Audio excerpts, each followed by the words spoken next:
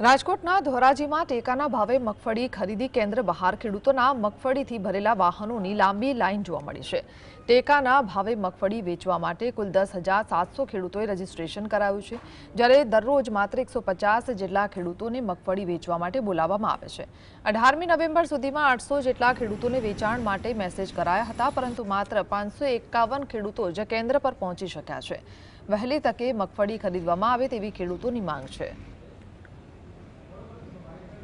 સુધીમાં 858 19 તારીખ સુધીમાં 818 તારીખ સુધીમાં 858 ખેડૂતોને અમે મેસેજ કર્યા છે। એમાંથી 551 ખેડૂતો અહીંયા આવી ચૂક્યા છે। મગફળી અમને અહીંયા ટેકાના ભાવમાં ભરાઈ છે।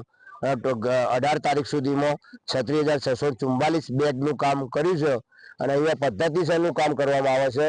ખેડૂતો આવે છે, એમના ઢગલા કરવામાં આવે છે, એમના સેમ્પલ જોવામાં આવે છે।